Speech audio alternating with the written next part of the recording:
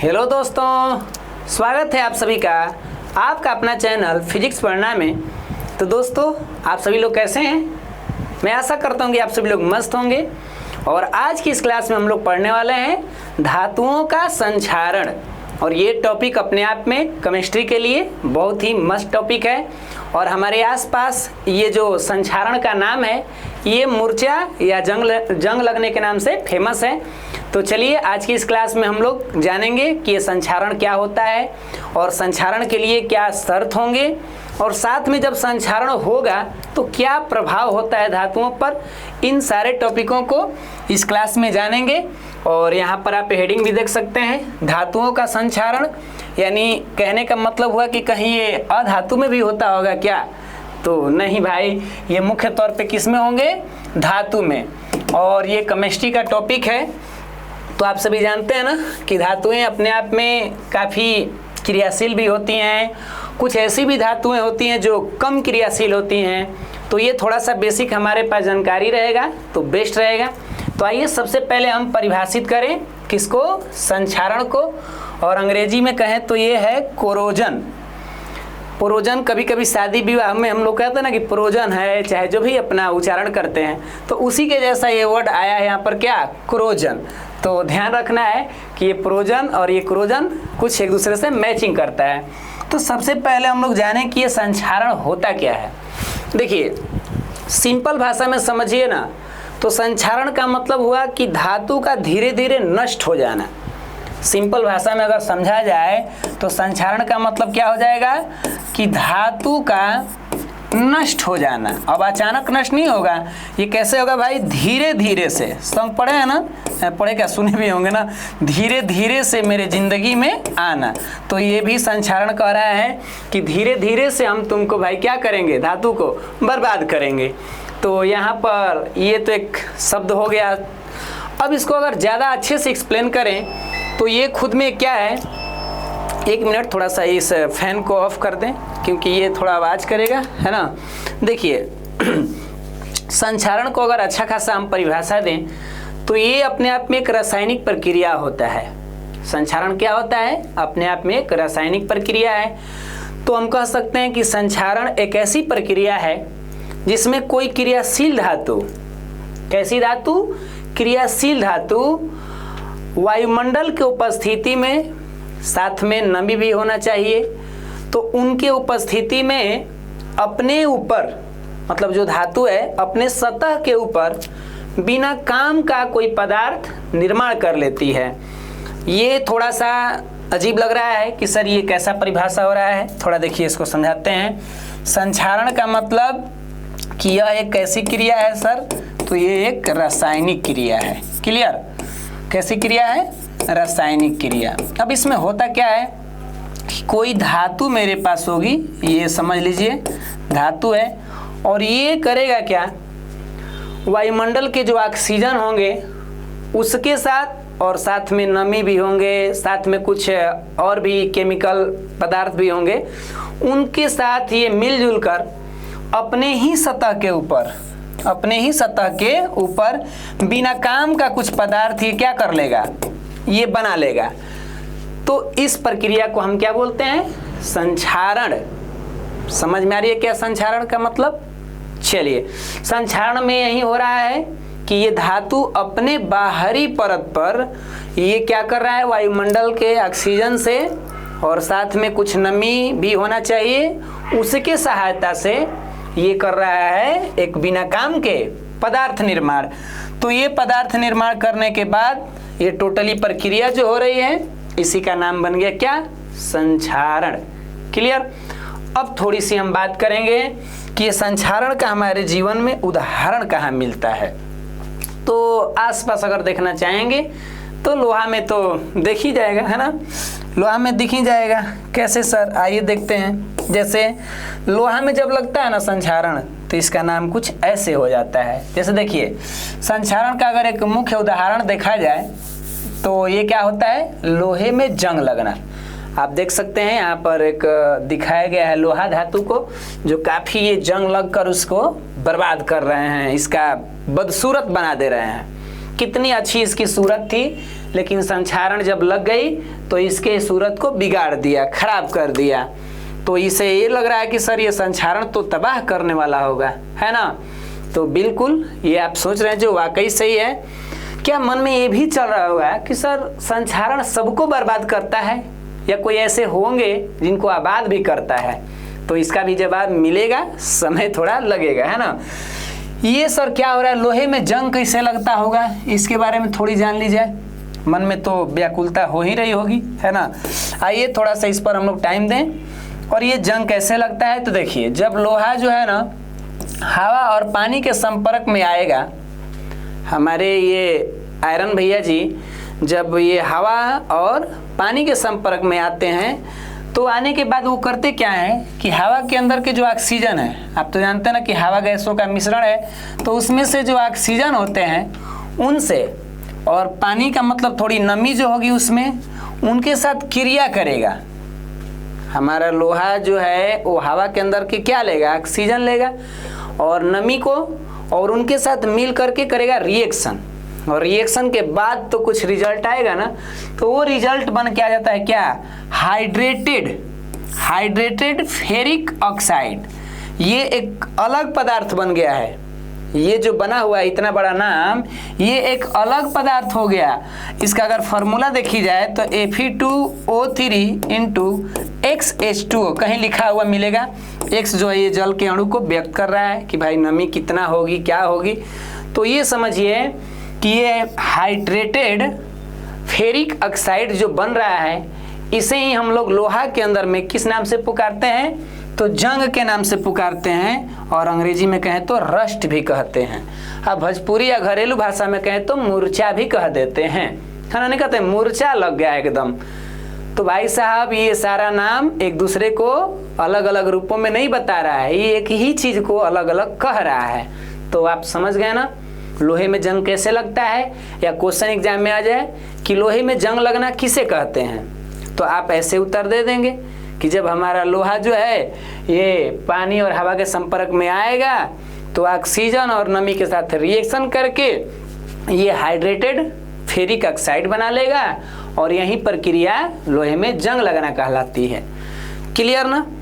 अब ये जंग जो लगते होंगे, क्या इसके लिए कोई शर्त कंडीशन होता होगा, या जो मन जैसे मन वैसे ही कर लेगा? ये तो मनमानी करेगा नहीं, क्योंकि रासायनिक प्रोसेस है। जंग लगना कैसी प्रोसेस है, रासायनिक प्रोसेस। संक्षारण को संक्षेप में अगर कही जाए तो ये क्या कहता है, ये कहता है कि धातु को धीरे धीरे अपने से क्या करना, नष्ट करना। कभी कभी सुने होंगे ना, कहते हैं ना कि लोग व्यक्ति में भी जंग लग जाता है। तो व्यक्ति का मतलब उसका आलस भी एक तरह का जंग ही हो गया। धीरे धीरे उसकी आलसीपन, उसकी बुराइयां उसको धीरे धीरे नष्ट कर देती है। जैसे लोहा धातु को अगर बर्बाद करना है तो उसका जंग उसको अधिक बर्बाद कर देगा। बाहरी धातु लोग तो कुछ नहीं कर पा रहे हैं, कह रहे हैं कि लोहा तुमको बर्बाद करने वाला ना तुम्हारा जंग ही है।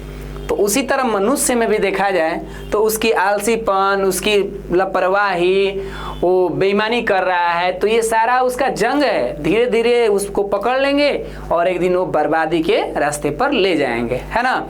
तो ये लोहा के जीवन से हम अपने जीवन के साथ अगर तुलना करते हैं तो देख पा रहे हैं कि हम लोग भाई मजबूत होते हुए भी, लोहा मजबूत धातु है अपने आप में। ये 12th में कहानी भी है, एक लोहा की खोज होती है, कविता है एक, उसमें एक बिटिया होती है जिससे लोहा के बारे में पूछा जाता है कि बताओ आसपास लोहा के कहाँ कहाँ है। तो वहाँ पर कवि जो है लोहा को परिश्रमी व्यक्ति के साथ तुलना किए हैं, मेहनत आदमी के साथ तुलना किए हैं, लेकिन बेचारा लोहा पर जब जंग लगती है तो इसकी भी बर्बादी शुरू हो जाती है। और आप जानते होंगे उद्योगों की जननी यानी सबसे ज़्यादा जीवन में देखी जाए तो कौन उपयोगी हो रहा है हमारे जीवन में, लोहा ही ज़्यादा देखने को मिलता है। तो आइए एक नई टॉपिक, और ये टॉपिक आ रहा है संक्षारण के कारण या संक्षारण के लिए आवश्यक शर्त। माने संक्षारण होते क्यों है या इसके लिए क्या कोई शर्त भी होता है, ये बात को थोड़ा सा पलटा गया है। तो एग्जाम में दोनों में से कैसे भी पूछ देगा, आप चिंतित नहीं होंगे, आप समझ जाएं कि ऐसी बातें लिखना है। तो देखिए संक्षारण कैसे होता है, ये इसके क्या है, शर्त कंडीशन है। भाई संचारण भी है तो कोई हल्का मुल्का आदमी है नहीं। वो कह रहा है कि भाई हम शर्त के आधार पे ही आएंगे, मेरे को कुछ कंडीशन होगा तबे हम पकड़ेंगे ना, तो ऐसे किसी को नहीं पकड़ते हम। क्या मतलब है, क्या कह रहा है संचारण? कोई पूछा कि देखो भाई संचारण जी तुम बिना बताए कुछ कर देते हो, कैसे आदमी हो? तो संचारण कहता है कि ऐसे मत कहो भाई, हम भी शर्त कंडीशन पे आते हैं, मेरे लिए शर्त पूरा करो हम आ जाएंगे ना, तो ऐसे तो आएंगे नहीं। तो संचारण के लिए शर्त क्या है? ये वायु यानी इसके अंदर के जो ऑक्सीजन है ये अगर उपस्थित हो तो संचारण को खुशी महसूस होती है। दूसरी नमी यानी जल की उपस्थिति हो तो कहता है कि वाह वाह और मजा आ गया। और लास्ट जिनके साथ वो रिएक्टिव होने वाला है, माने जिनके साथ वो क्रिया करने वाला है, वो भैया का भी मन में थोड़ा लड्डू फूटना चाहिए, मतलब वो क्रियाशील होंगे। अब ऐसे धातु के घर जाएगा जो धातु कह रहा है कि संचारण हट जाओ, जानते हो ना कि हम सोना चांदी हैं, तुम्हें पता है ना कि हम प्लैटिनम हैं। तो संचारण कहता है कि हाँ भैया आपसे तो हम रिएक्शन करेंगे नहीं, क्योंकि आप लोग महान आदमी हैं, आप लोग की कीमत भी मार्केट में बहुत अधिक है। तो भाई जिस व्यक्ति को आलस नहीं पकड़ रही है, लापरवाह नहीं है, वो मेहनती है, एक्टिव व्यक्ति है, तो उसकी कीमत तो बढ़ेगी। अब कोई आलसी लापरवाही बेईमानी कर रहा है तो भाई उसके जंग तो ज़्यादा लगेंगे, और लगेंगे तो वैल्यू भी उसका गिरेगा। तो कुछ ऐसे ही हो रहा है, जिन जिन में जंग पकड़ लेता है ना उनका वैल्यू को गिरा देता है। तो कुछ ऐसे धातु मिलेंगे जिन पर इनका प्रभाव नहीं होता। तो देखिए क्रियाशील धातु रहेगी तो ही जाके जंग लगेंगे, साथ में जल भी हो, ऑक्सीजन भी हो, और भी बहुत सारे रासायनिक पदार्थ होने चाहिए, SO2 होनी चाहिए, बहुत सारे अम्ल भी होने चाहिए, केमिकल पदार्थ। ये शर्त जो है कॉमन लिखे गए हैं, ऐसे नहीं है कि कसम खा लिया कि तीन वो है, और भी शर्त इसमें जुड़ जाएंगे। तो हमें उम्मीद है कि ये संचारण के शर्त के लिए अच्छा खासा जानकारी हो गया, क्लियर।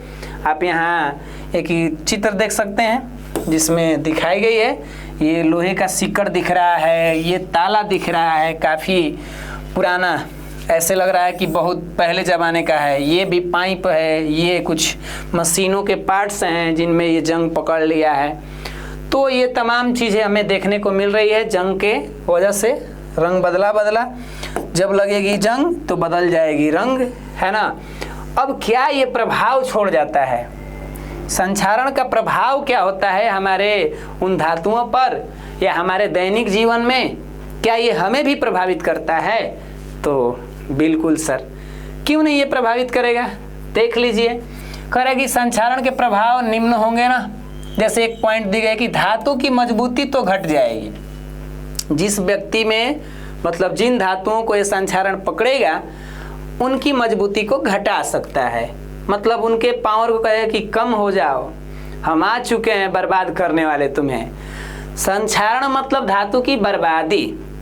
अपवाद में कुछ हो जाएंगे जिनको अच्छा कर देगा, लेकिन ज़्यादातर मामलों में ना धातु को ये बर्बाद ही करता है। समझ में आ रही है क्या? चलिए अगला पॉइंट करें कि मशीनों, जो मशीन बनते होंगे और जिनकी संरचना में धातु लगते होंगे उनका जीवन भी कम हो जाता है। भाई जंग नहीं लगता तो मशीन का जीवन ज़्यादा लंबा टाइम तक मशीन काम करता है। मशीन के संरचना में जो जो पार्ट्स लगे होंगे धातुओं का, अगर उस पर संचारण नहीं लगता तो वो भी ज़्यादा लंबा टाइम तक टिकता। लेकिन संचारण कह रहा है कि हमारे आने से ना तुम्हारे जीवन का कहानी जो है गोल होने लगेगा।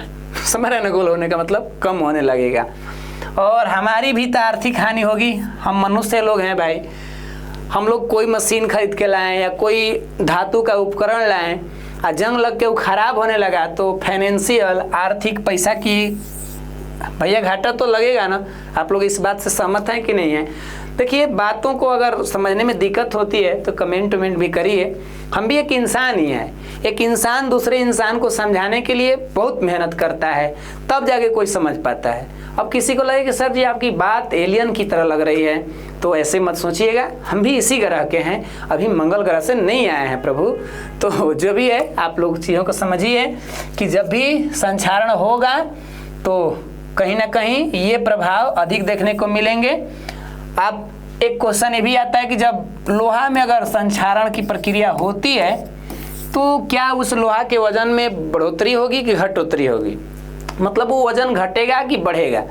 तो भाई जब पहली बार पकड़ेगा ना संक्षारण तो क्या करेगा, उसमें ऐड हो जाएगा ना, मतलब कही जाए कि एक मेरे पास धातु है, तो इस पर जैसे ही ये हमारे O2 और ये हमारे नमी लोग आएंगे तो इस पर जो केमिकल बन रहा था ना ये वाला Fe2O3 इंटू XH2 वाला, तो ये पदार्थ बढ़ने से इसका वजन बढ़ जा रहा है, लेकिन अब धीरे धीरे ये टूट टूट के गिर जाएगा ज़मीन पर, तो भाई इस कंडीशन में वजन तो घटेगी। लेकिन क्वेश्चन के मुताबिक कि जब भी लोहा में मूर्छा जंग लगता है तो उस टाइम उसकी वजन बढ़ जाती है, और बाद में देखी जाए तो भाई बाद में तो टूट टूट के ख़त्म हो जाएगी। आप यहाँ पर एक चित्र को देख लीजिए, जब ये नया आया होगा ये चीज़ है, अब देख रहे हैं ना यहाँ पर, जब ये नया होगा तो कितना मस्त होगा, लेकिन मूर्छा ने इसे खोखला कर दिया, तोड़ने लगा और धीरे धीरे ये ख़त्म हो जाएगा। गांव घर में कैसे कैसे आप देखे होंगे ना, केवाड़ी होते हैं लोहा का, कितना उसका झरने लगता है एकदम, ऐसा आप देखे होंगे। ग्रिल बहुत सारा लोहा का वो भी बर्बाद होने लगता है। तो इस तरह से आज की इस क्लास में हम लोग जो है क्या पढ़ लिए, तो सबसे पहले हम लोग आज की इस क्लास में पढ़ें कि संक्षारण क्या है। तो एक बार थोड़ा सा शॉर्ट रिपीट कर दें कि संक्षारण एक ऐसी रासायनिक प्रक्रिया है जिसमें कोई क्रियाशील धातु बाहरी वायुमंडल के ऑक्सीजन नमी के उपस्थिति में क्रिया करके अपने ऊपर एक बिना काम का पदार्थ जमा लेती है, तो ये प्रक्रिया संक्षारण कहलाती है। ठीक, आगे हमने पढ़ा कि संक्षारण का एक उदाहरण दे दी जाए, तो उसका मुख्य उदाहरण आपको देखने को मिलेगा लोहे में जंग लगना। और लोहे में जंग लगना मतलब क्या, तो ये लोहा हवा पानी के संपर्क में आके अपने ऊपर ये क्या लिखे हैं, हाइड्रेटेड फेरिक ऑक्साइड का परत जमाएगा, तो ये कहलाएगा जंग लगना या रस्ट कहेंगे। जंग लगने के या संक्षारण होने के ये शर्त हुए जो अभी हम लोग कुछ देर पहले पढ़े, और साथ में जब ये संक्षारण होगा तो ये हमारे जीवन में प्रभाव देखने को मिलेंगे। तो इस तरीक़ा से आज के इस क्लास में हम लोग संक्षारण की प्रक्रिया को समझे हैं। हमें उम्मीद है कि आपको ये अच्छा से समझ में आया होगा। तो इसके बाद का जो टॉपिक बनेगी वो होगी कि क्या संक्षारण को रोका जा सकता है। अगर हम लोग न रोकें, साइंस की दुनिया है भाई, इसमें रोकना तो पड़ेगा, नहीं रोकेंगे तो बर्बादी। तो इसीलिए वैज्ञानिकों ने बहुत सारा रिसर्च किया, दिमाग लगाया, तो इसके उपाय भी बताया। तो इसके लिए हम अगला वीडियो का इंतजार करेंगे जिसमें पढ़ेंगे संक्षारण रोकने का उपाय। तो आज के लिए इतना ही, मिलेंगे आप सभी से आने वाले क्लास में। तब तक के लिए आप सभी लोग मस्त रहिए, स्वस्थ रहिए। जय हिंद, जय भारत।